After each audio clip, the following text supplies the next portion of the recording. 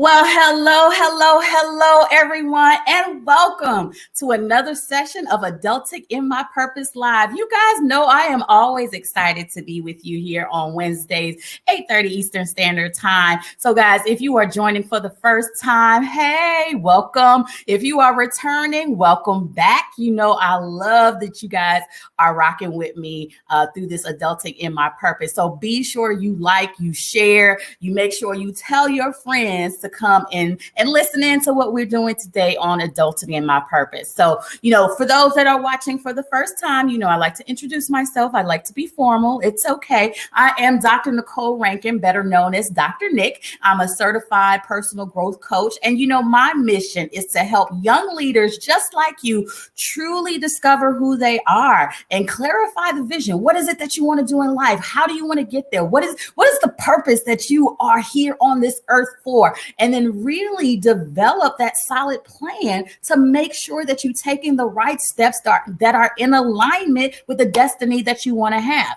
So we do this all through a process called Adulting in My Purpose. It's a 7-step system of self-discovery that helps you uncover your purpose and navigate this complex world. Life is rough. This adulting thing is no joke. I know. But there are tools, there are strategies, and the things that will help you in your process of trying to figure it out in this life. So we meet here every Wednesday. We do this live, and we're just teaching you, giving you tools, giving you strategies. We bring some amazing guests on to talk about things that you are going through in life, be it health, finances, relationships, career, your profession, your home environment, whatever you're dealing with. We want to talk about it here on Adulting in My Purpose. And so tonight, like no other, it never fails. We have an amazing guest, and we have our Ask the Expert segment going on tonight.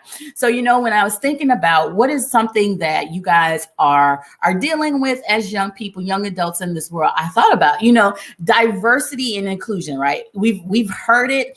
And it's kind of undoubtedly one of the most significant buzzwords that we've been hearing in the last year and really in the last decade, right? And what we found that young leaders, right, they want diversity and inclusion. And it's really now a requirement. When we talk about millennials and Gen Z professionals, they're avoiding companies that don't have diversity or don't have a clear promotion or commitment to confronting systematic racism or other diversity issues, right? So this is really what we found, that you as young people, you are saying, hey, this is a priority for me. And as you are prioritizing your personal values, you're using that to decide where you're going to work and understanding now, making a commitment to not only being a part of something that's sustainable, but something that's really going to impact social change and justice. So we understand that. And I know I was reading recently, according to a survey, that 76% of employees and job seekers said that a diverse workforce is important to them when evaluating companies and job offers. So it was interesting for us to, start this conversation. But I know when we think about diversity inclusion, the first thing that comes to mind is race, black and white. But diversity just encompasses so much more. So I wanted to bring on an expert to tackle this topic. So I want you to help me welcome Dr. Janelle Hall to Adulting in My Purpose. Yes. Welcome, Janelle. Thank you. Absolutely. So guys, let me tell you a little bit about Dr. Janelle. So she is a native of the Bronx in the house, New York represent. She holds a doctoral degree of philosophy with a concentration in public policy and administration. She's the author of Daughter of Destiny, an 8-step to personal empowerment, and also The Influential Leader. So Dr. Hall's mission is to help individuals reach their destiny. She's best known for her training and development civic service, and leadership skills. Now, as a thought leader, a scholar practitioner, community builder, she is a change management consultant and really is skilled in developing leadership practices and managing change in a way that unites, innovates human potential, equity, and inclusion. She creates sustainable change around diversity, inclusion, and equity within the workplace. And she says she's devoted people geek, right? She loves people. She loves people who supports and really supports the growth and development of individuals. She serves as a coach, an advisor, supports change management process, facilitates team building, and does a lot of work in dealing with diversity and inclusion strategies, focusing on organizational culture, retention, and really strengthening employee experience, engagement, and partnership. So we're excited to have Dr. Hall on Adulting in My Purpose today. Thank you so much for your time and coming on to the show. Thank you for having me. I appreciate it. Absolutely. So, Dr. Hall, let's start out by just kind of telling the audience how you got to where you are with your career and how you got started and where you are today. Well, where I started, a lot of persistence. I started late, to be honest, with my whole journey with education. All my degrees are recently obtained, to be honest. My bachelor's 2011, master's 2013, doctorate 2020. A lot of persistence because, like you stated, this thing called life continuously happens. So with having my children, I looked at them and said, I have to do more. So I just kept pushing through, networking, meeting people along the way, support, a great support system, mentorship, and all of those things helped bring me to where I am today. Life experiences helped me to create a foundation that would help me support others. I use those experiences and those my education to help build who I am. That's where my book came from. The support systems I provide to organizations, and then ultimately where I started my business Beyond Inspired last year. Wow, that's an amazing and a great point that you brought out, because I know a lot of young people struggle. They put a lot of stress on themselves to kind of figure out life like right now in the moment. But you are a testament that, life happens and you got to embrace your journey, embrace your process. And when things happen, they happen for you for a reason. I love the fact that you brought that out. And it's so important because, as young people are out there trying to figure out their path, really just take time to live in the now and embrace life and use your experience. I love that about your journey and about your story. So you work a lot with, diversity, inclusion, and helping organizational culture embrace this diversity inclusion. And we know we've been hearing the buzzwords, right? Especially now with a lot going on in this real racial climate that we're living in now, diversity and inclusion, the D&I, you hear it all the time. But what exactly is diversity and inclusion? Well, there's an old cliche, being invited to the party, but not being invited to dance. So you want to be invited to the party and also be invited to the dance. Okay, bring me to the table, but I'm going to also speak and bring what I bring to the table as well, my knowledge, my expertise. I'm not just there to be a face. I'm not just there to meet a quota or things of that nature, but diversity and inclusion is being able to bring who you are, your authentic self, to that organization, to who you serve, to that population. You are there to bring about change. You're there to bring about a great plethora of ideas that may service people that the organization never even thought of serving or reaching, or they never tapped into. So you're there in that space to bring about a broader view, a more understanding of where the organization should start treading and meeting the needs of different populations who they serve. So I just was on a call yesterday, and a young lady brought about a great example. I'm sure a lot of people heard about the Ford Taurus. You heard about that, Dr. Nick? The Ford Taurus? Go ahead. The Ford Taurus car. Oh, the Ford Taurus. Yes. Okay. So the Ford Taurus car, where it brought about DEI. Why? Because Ford was down in sales, right? Ford was down in car sales, and they were trying to figure out how could we bring up sales. So they brought in a diverse group of people to the table. They brought soccer moms. They brought people from different regions. They brought people from all over to build a car for the people, by the people. And that's how that Ford Taurus came. I just learned about this story yesterday. And I thought it was powerful because that's how they brought about change in their organization. They didn't, usually it's just a white male designing the car and bringing about, that design and bringing that information to the table and that expertise. But no, Ford said, no, we got to build something for the people, by the people. And that's a powerful example. And that's exactly what DEI is. That's what it's about. Wow. That's an amazing story. I've never heard of that story, but I'm familiar with Ford and the company. And wow. So it's when you think about, as you said, for the people, by the people. And I think gets where you get that inclusion part. We're including everybody at the table, having that seat at the table. And when you think about young people, this generation of millennials and even going down to our Gen Zers, they want to have a voice, right? They want to be at the table. They want to be heard. They want to, because they have amazing ideas. Yeah. And so when you think about the generation that we have with our millennials and our younger generation, how do you feel this initiative of diversity and inclusion kind of has evolved over time in the workplace or in schools?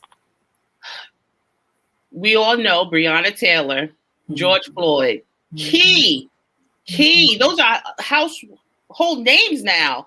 That really, really hit home for the millennials.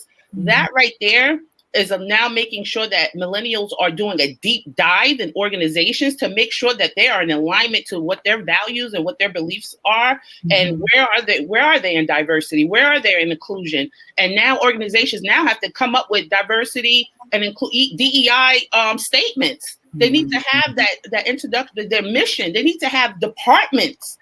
Jobs are created now in those terms to fulfill those needs and to ensure that they're recruiting. The HR department now have to have a strategy on how to bring in diverse individuals. It's huge. It's huge. Even the interview process is different. I recall even for myself interviewing, and they do a lot of phone interviews. You're not doing face to face. You're doing a lot of phone. You can't tell the color of somebody's skin over the phone. You won't know until perhaps the last interview when they want to do a Zoom or whatever platform they're using to finish off or have that final interview. But millennials are doing deep dives. They're doing deep dives. They want to make sure that the companies are in alignment and they're picking and choosing where. I think ADP, I just learned this yesterday, ADP is number one in their diversity and inclusion efforts. And that's also going to be key. Before, everybody was looking for the best place to work award. Not anymore. Wow. Scope of job hunting and looking.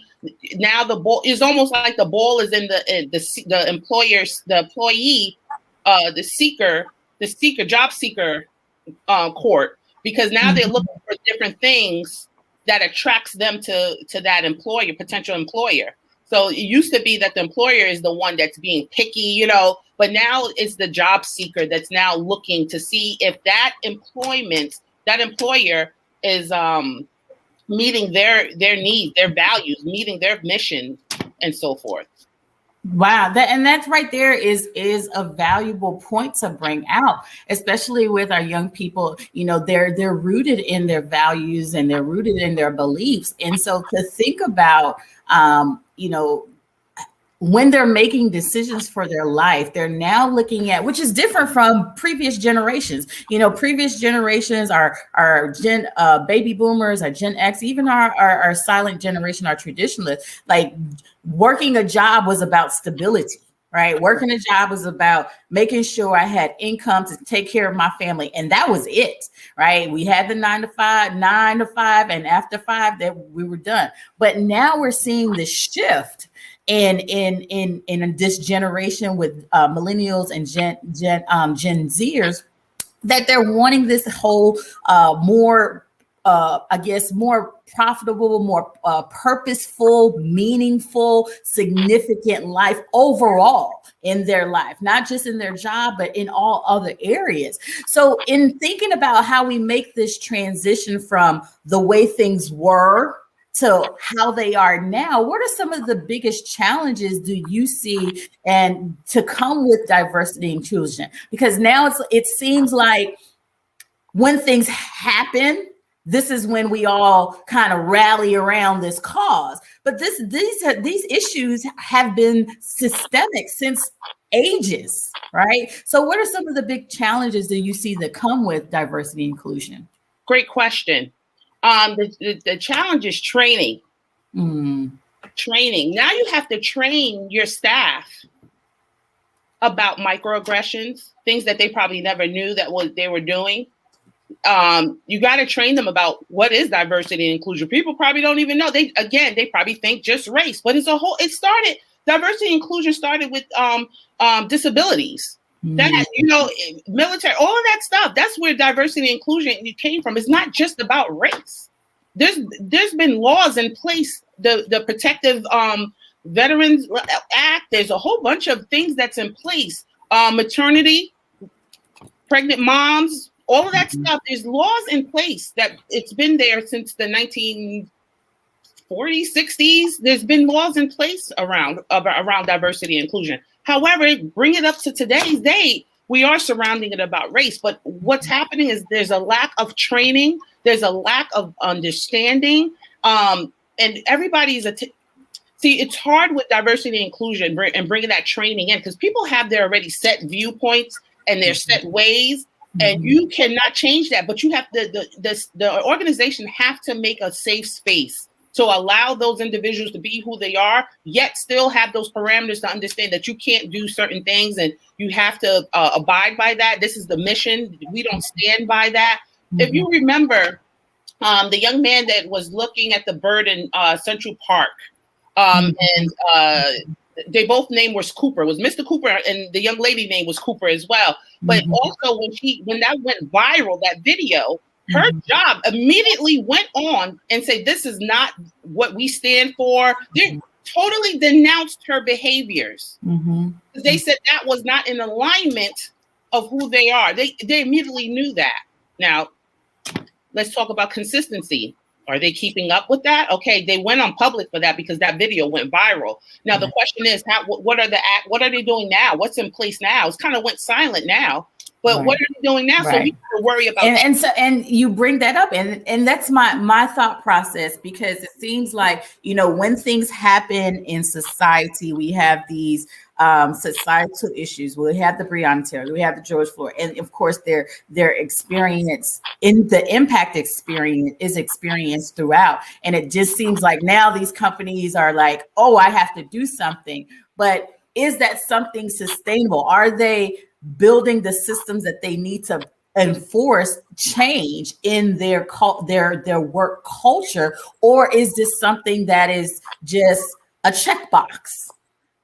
That remains to be seen, Dr. Nick, because right now I get a whole bunch of emails from Bath and Beyond. No, it's a Bath and Body Works. We believe anti-Asian hate. All of that is coming. It's almost like they have to do it, It all remains to be seen because it's all still fresh. It's all still new, and now the jobs are being created because of such. And George Floyd is the main one, because that one was right before our eyes and you cannot escape that visual. So that one right there is like the real home hitter. And again, that remains to be seen. We can't even answer that, because right now everyone is doing it because it's the hottest thing. They have to. And, I can tell sometimes when I see an organization, they come up with these committees, and then I'm like, you coming up with these committees, but you're bringing in people that were in the organization already that stayed silent when they saw things happen. You know, I can think of one right now. And I'm like, you bringing people, you have these individuals sharing this, but when the actual events was happening before the George Floyds, before the Breonna Taylors, they remained silent. And my thing is when you remain silent, you're a part of it. You're a part of it. You're a part of it. And because a lot of people just want to stay right where they are. They could, you know, I hate to use they're the token, and they stay right where they are. They were chosen for a reason. They were chosen to be the face. They were chosen to do that, and they're fine. They're comfortable, and they're going to take that opportunity just to be where they are, and nothing else is going to interrupt that, whether it's right or wrong. I mean, I could go on about that, but I'm telling you that it remains to be seen. Yeah, and I question, not necessarily I question it, but you know, I look with that fine-tooth eye to say, is this just a checkbox? Because you know, these issues are systemic, right? And so it calls the show to alleviate systemic problems. It has to start with individual mindset. And are we willing to be open enough to change our mindset and actually identify and agree that there are problems, right? Yes. Part of the problem is saying that, oh, I don't believe there's a problem. Are you serious? Right? Yes. You know, and so with these challenges that we're seeing, and we see it time, especially now during these age of social media, everybody's on video. So we're capturing a lot, right? So I think even though the problems have been systemic, like you say, from years, it's now up in our face because we have these platforms and things are being video recorded, but they've been happening all along, right? But now it's this heightened awareness because it's constantly in our faces, in you know, you can't go fatigued. Yeah, exactly. You can't go a day without scrolling on your timeline that somebody posts something about some type of microaggression, some type of racial injustice, social, and it's just a constant bombardment. So when we think about, you know, just, you know, as a trainer for yourself, you're going into these companies and organizations. What are some strategies that you are using to help improve the diversity inclusion among the workforce? Okay, so what I do a lot of role play. Role play is powerful because when you switch, you turn the tables around, and that person gets to really see and hear and feel. They're able to articulate back exactly like, wow, I never thought about that. And then for the others, the audience, to hear that and see the reactions and hear the tone or see the facial reactions of what's being said, that's powerful. That's powerful to turn the tables around and hear that language, to hear or see and visualize in real time what someone is going through. Or then bring to their attention that, hey, I didn't realize I was doing this. I didn't even know that was wrong. I had no clue. And they really, sometimes people are oblivious and have no idea what they're saying. And then sometimes, you know, do we speak up or do we let it go? Because that's another thing. We don't make it known that was inappropriate or that was wrong or that made me feel some kind of way. So then now strategies on how to effectively communicate, you know, when you said X, that made me feel X. I wanted to bring that to your attention. It's all how you bring it to that person, you know, how do you bring it to the attention of your leadership? Because everything is from the top down. It has to be it comes from the top. If the top does not see that visual, that they're not on board, they don't understand, it's not gonna trickle down.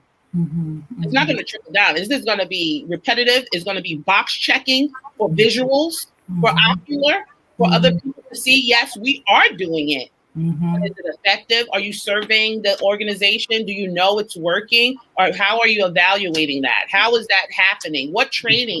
Are you constantly training? What are the working with HR even more about what's being any oh my God, grievances. What are the grievances? What are the how like evaluating, doing a deep dive of what are the inner issues of what's going on and allowing the employees to be transparent and honest. Sometimes they're not being honest on the surveys. They're not being vocal during the trainings. They're there because it's mandatory. It's mandatory. I have to be here. And then what they do, they sit there and listen because they're scared, because it's not a safe space and they don't know how to go about saying, so they have to be quiet and just go with the punches because it's a job. But that goes back to doing a deep dive prior to going into looking for a job or joining that organization to ensure. That's what I did my research on. I did my research on spiritual intelligence, which has nothing to do with religion, but it's about morals, values, what's meaningful to you. How do you deal with conflict resolution? Making sure that the organization is in alignment with what you believe in and so forth. So you can execute, because then your job will be a job. It'll be more than that. It'll be your purpose. You found your purpose and you're doing it because that's what you want to do. And you have a greater good for the whole because you're there for a reason. Not just for a paycheck.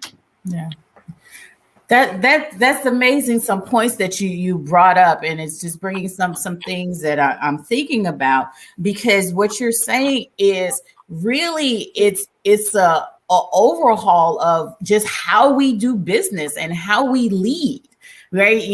Prior to and in previous generations, it was the leader that do as I say, not as I do mentality. Right. And people, like you said, they fear to voice their opinions because they may lose their job or they may be shunned or it wasn't welcome there, and so you put your head down and you just do your work and you endure a lot of the injustices that you have on the workplace. And that this goes, we could take this conversation to diversity issues, racism, sexual harassment, all of these things that happen in the workplace. And so now what you're saying is like, we really need to shift the culture. So as a young person, what are some things that as they're going out looking for, whether career professions, looking into the company, how do they find this type of information and intel about the company to say that this company may be in line with my values and my belief system? How do they do that? Excellent question. Couple of things. One, go on their website. Look up their mission and vision. Read reviews on the organization. Look some people up on LinkedIn. Check them out. Look them up. Research. Google is a powerful thing. You'll see a lot of things when they come up. Sometimes, if I'm not mistaken, I remember watching something in the news, and it was something in regards to a judge. I can't remember verbatim, but I do remember the scenario. They basically looked the judge up, and you can see that his views were in alignment against the it was a racial case, but he was not in support of I think it was a black and white, of course, but you saw that his views was biased. It was evident, but just by looking at his Facebook page. So it's interesting. You'll see social media is a powerful tool. When you do your research, again, a deep dive, not only in the organization website, LinkedIn, Facebook, so all social media platforms, people have a tendency of posting their views and where they stand on certain things. And you'll get to see a true sense of an individual when you go into their social media platforms, for sure. So doing an investigative search audit, if you will, a social media audit on the organization and key individuals within the organization and reading the reviews, that would be, and talking to individuals or reaching out to individuals, that would be a great strategy for millennials to try to find out if this is more of a good fit for me. I like that. Those are good. So guys, you're out there. If you are in the process of job seeking, make sure you do your homework, do your due diligence, and check out the company thoroughly before I would say, would you say before you even apply, right? Yes. Or, yes. don't do the research before you even apply to make sure that it's in alignment with your belief system and your values. And this is how, as Dr. Hall mentioned, like, you want your job to be something that's purposeful, that's a part of you. Gone are the days where we're just working just to work. We've done that in the past, and we know adults, and I'm sure Dr. Hall knows them, I know them, and I'm sure you out there know adults who go to work day after day and are miserable. They're miserable because they're not operating in their purpose. They're not doing something they love. And this is why we come here to have this adulting and a purpose. So as young people, you can establish these thoughts and these views early on in life, right? So your life further on as you get into older adulthood can truly be a purposeful, driven life, right? This is why we do these things now. So I just think you're giving some great tools and strategies for our young people to think about as they're going through this process. I'd like to add something, Dr. Nick. You just said something. Absolutely. My life experiences is what brought me to this space now. And I would really hope our millennials would just get mentorship.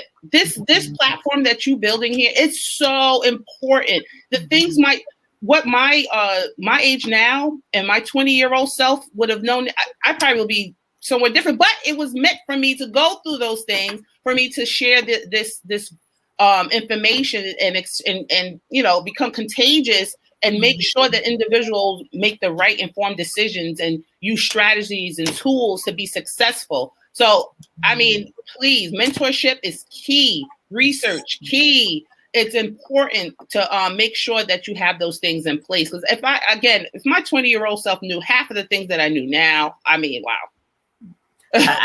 So let me ask you this. So if you had to go back and talk to your 20-year-old self, what are 3 things that you would tell your 20-year-old self? Again, have a mentor. I did not have that. I did not have that to help me walk through this thing called life. I needed someone that had my parents were two immigrants. So they just came to this country, be a doctor, a medical doctor, be a nurse, be a lawyer. That's all. That's all they knew. They just knew to come here for a better life to make money. But there was more stuff in between that. So I didn't have that mentorship from that perspective. So having someone guide me through understanding the walk through education, scholarships, financials, to life. I needed all of that stuff in between the doctor, the lawyer, and the nurse, to navigate. Because again, remember, I took a fork in the road before going into the educational space and where I am today. Which is okay because, I put my head down. I knew what I had to do. That was one thing. So mentorship. 2, be teachable. I think I was so hard-headed. And, again, life experiences humbled me. It humbled me. And now I'm very teachable. I give and I get, I'll give what I know and I get, from vice versa. So being teachable and humble, that's something I would have told my 20-year-old self. And lastly, let's think about that. Lastly, I guess being, I wasn't as transparent. I would just be quiet, just take on whatever happened, but being vocal, a closed mouth don't get fed. So it's all how you broach the situation and you expound in a professional manner. You seek out resources to help you be successful. You ask for help, things of that nature. I didn't do those things. I just kind of rolled with the punches and, I was quiet. I didn't know. I was ignorant in that sense. So yeah, those are the 3 things: mentorship, being humble and open and honest, and transparency, asking for help, things of that nature. I like that. 3 golden nuggets: mentorship, be teachable, be transparent. I always say that we need to lead our lives. We are the CEO of our lives. Yes, we are. And a lot of times, especially as young people, we feel that we have to kind of just go with the flow, and go with things as is. But as working with our young people, I reinforce that you have the authority, you have the ability, you have the power to lead your life in the direction that you desire. And like you said, you gotta be vocal about it. You gotta speak things into existence. You gotta make sure you have the right connections, surrounding yourself with the right people, and making those decisions that are in alignment with where you want to go. You don't have to just go with the flow. You don't have to take things as is. You don't have to just, it is. We always say it is what it is, but it doesn't have to be. Right. That's exactly what I was. Yep. And that's when I said, wait a minute, this is not right. Something just triggered, because at one point when I was going through, I fell into depression. I had no idea. Depression is real. Depression is real, because I wasn't where I was supposed to be. I felt like I weren't where I was supposed to be in life. And I was like, what is going on? And then just one day something just clicked. I connected with the right person, and she snapped me out of it. It's in my book. She snapped me out of it. And then I started connecting to the right people. And then it just was a straight through. Wow. I just needed that moment. I just needed that mentor, that moment, someone to push me and say, you can do it. Someone that believed in me. Imposter syndrome. It's real. It's real. Wow.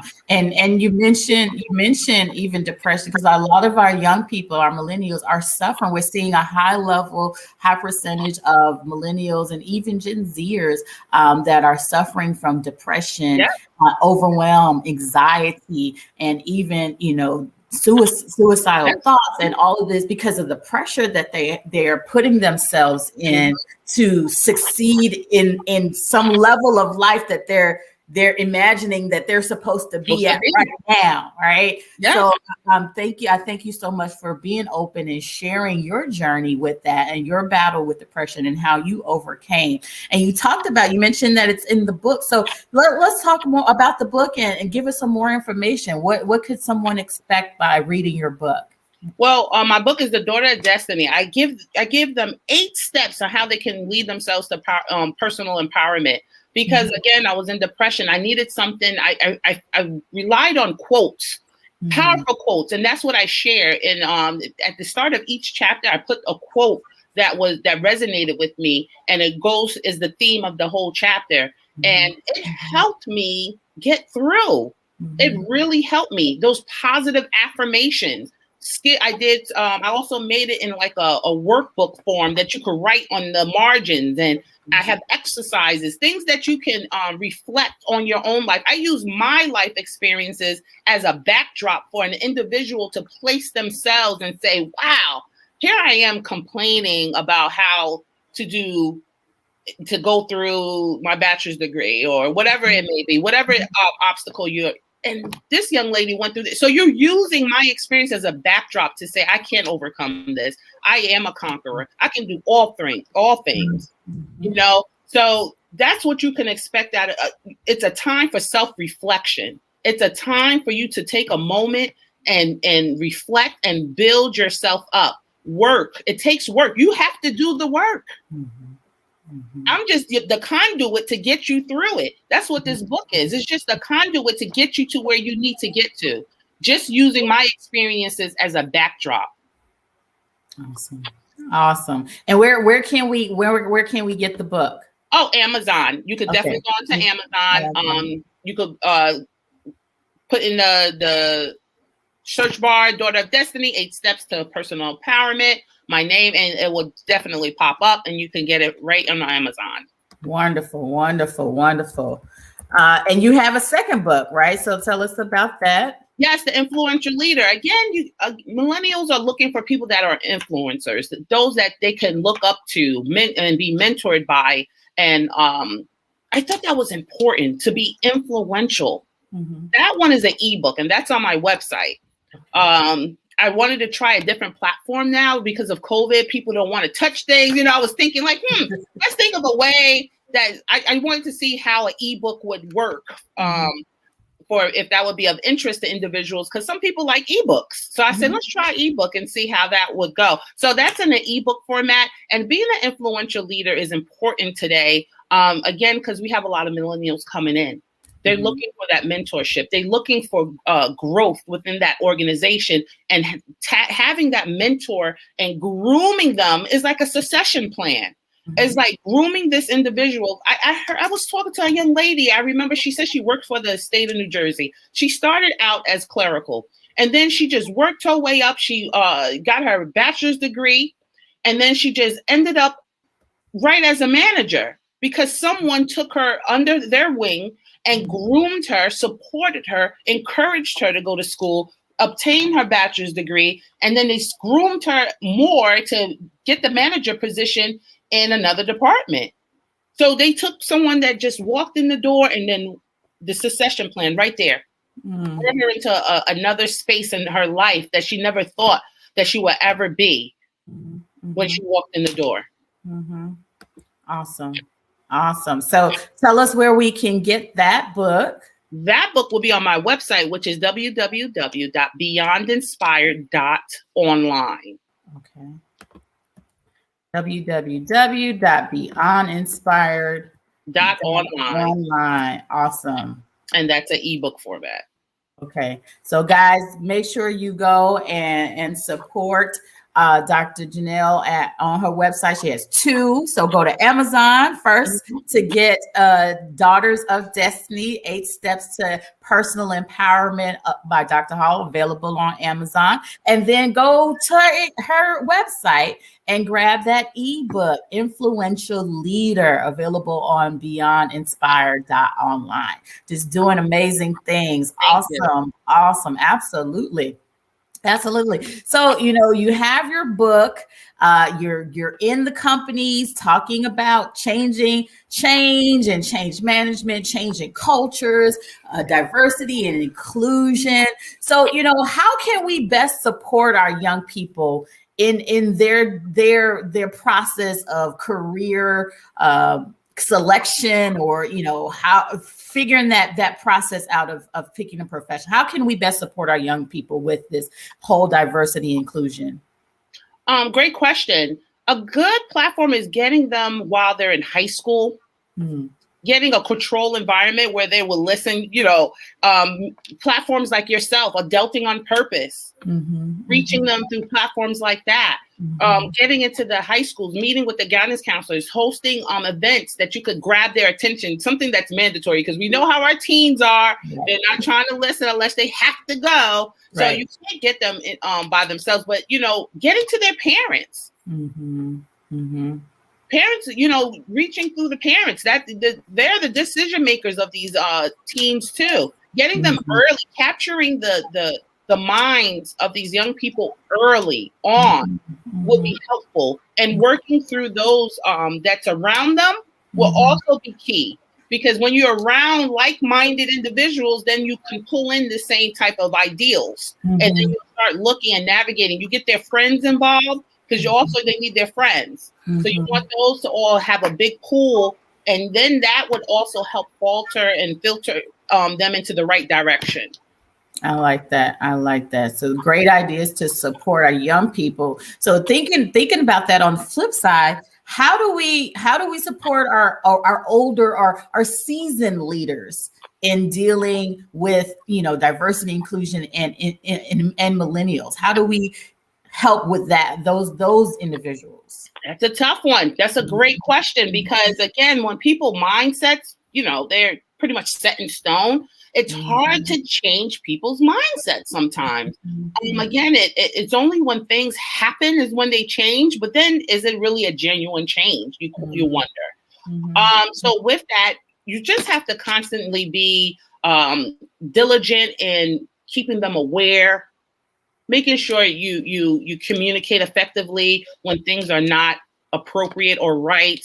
Keeping that in the forefront will help individuals. Eventually, maybe something will click and they would change in that regard.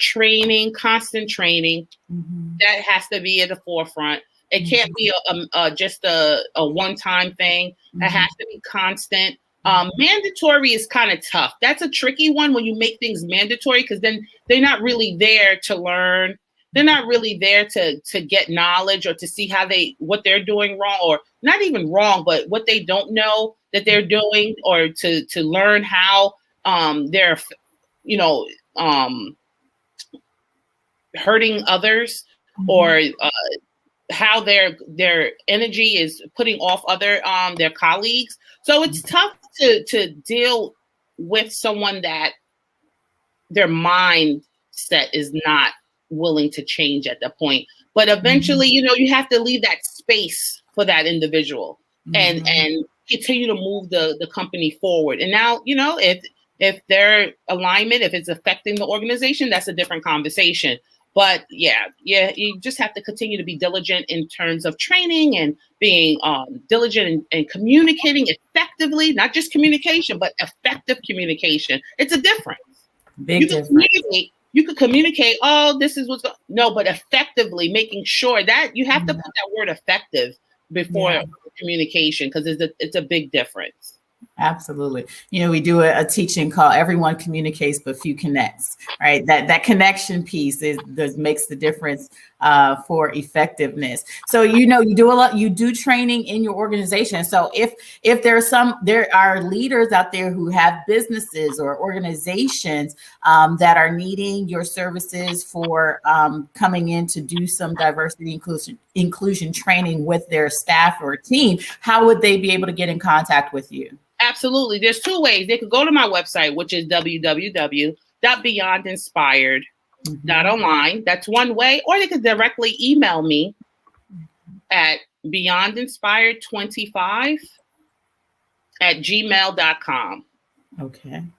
So guys, her email is up, and we will put that in the comments as well, so you can have that. If you are a leader, if you have an organization that you're needing this diversity inclusion training to come in, and someone who's knowledgeable, someone who has a passion. Can't you feel her passion? Can you feel her hands? Yes. I can't help it. Exactly. I love it because when you're doing something that's passionate, that's when you are committed to transformation, and that's where you're committed to seeing change, or you're devoted to it. So guys, make sure you email her if you want her to come into your company to do some D&I training and to help move your team forward and embrace this idea of diversity inclusion. So her email is there. You can check her out on her website as well. This is a great conversation. I thank you so much for coming. Absolutely. This has been, something that is very relevant now to our not only our young people, but our just leaders in general, understanding this diversity and inclusion and how important it is for the development of our young people, because that's what they're looking for. It's totally shifting our mindset, changing our work culture, changing the way we used to do things. Gone are the days where we just say we do things because that's always how it's been, right? Where it's a time of change. It's a time of a real reflection and looking at how we do things and how we can support our next generation of leaders. So I thank you for the work that you are doing and for the impact that you're having in organizations, for the lives that you're changing, the mindsets that you are elevating and their thought process. Continue to do amazing work. So again, I thank you for coming on and sharing your expertise today. Thank you so much. I do appreciate you. Thank you for the invite. Absolutely. And we're gonna close out. So, I asked every guest this $1 million question that come on the show. And the question is, what does adulting in my purpose mean to you? Ooh. Adulting in my purpose means to me being contagious. Being contagious meaning tag, TAG, tagging someone else to adult in their purpose. So one time, yes. I like that. Yes.